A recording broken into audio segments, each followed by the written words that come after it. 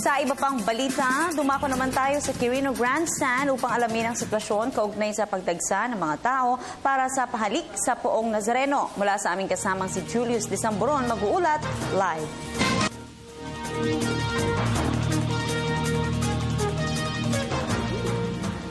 Maraming salamat sa iyo, Princess. Yung mga kababayan po natin na gusto pa pong lumahok para po sa Pahalik 2016, bilang bahagi pa rin po ng pista po ng Poong ng Itim na Nazareno, ay pwede pa po kayong magtungo dito po sa Quirino Grandstand. Habang hindi pa po ganoon kadagsa o tila ba'y hindi mahulog ang karayom ang bilang po ng tao. Pero po, may paalala po ang mga tauhan po o yung mga opisyal ng pamahalang lungsod ng Maynila sa bawat dadalo po sa nasabing okasyon. Una po sa lahat, bawal na bawal po ang pagdadala ng mga selfie sticks. Ito po yung mga mahilig pong magpipicture, lalo na po ngayon pong Black Nazarene Translasyon. Simula po yan bukas.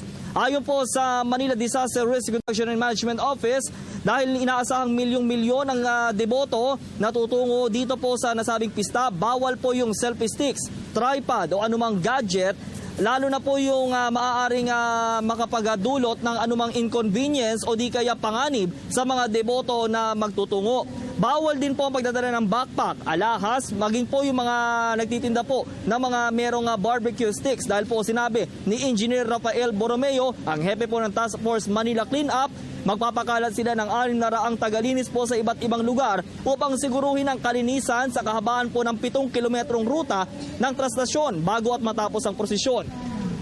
At upang siguruhin din na walang magiging bubog o barbecue sticks o di kaya bato ang mga dadaanan ng mga nakayapak nating mga deboto. Sa ating pagtungo naman po sa Plaza Miranda, may 300 mga tauhan na maglilinis sa dadaanan po ng translasyon.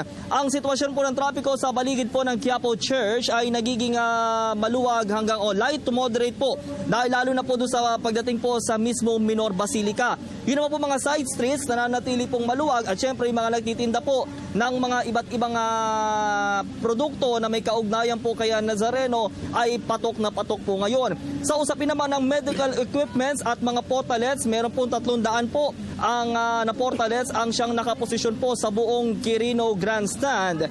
At tinataya kasi nasa 13 to 15 million na katao ang makikibahagi po sa nasabing prosesyon. Pinatitiyak naman po ng alkalde ng lungsod matapos ang kanilang pagpupulong bilang siya po ang Hermano Mayor, ang kaayusan at kaligtasan po ng lahat ng pagdiriwang ng translasyon o maging po yung paglilipat ng Nazareno ngayon pong Enero 9 mula sa Luneta hanggang sa may simbahan po ng Quiapo. Dahil walang pasok nga po bukas dito po sa lungsod ng Maynila, inaasahan nga itong mas mataas pa po o yung pataas pambilang ng mga kababayan nating magtutungo po dito po sa pista po ng Nazareno.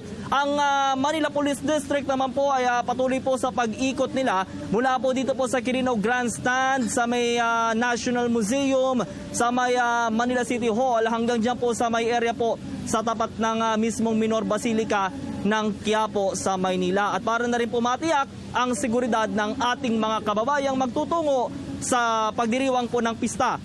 Ang paalala nga po ng pamahalang lungsod ng Maynila, maging po ng koordinasyon mula sa iba't ibang ahensya po ng pamahalaan, irespeto po natin at igalang ang pista ng Poong Itim na Nazareno.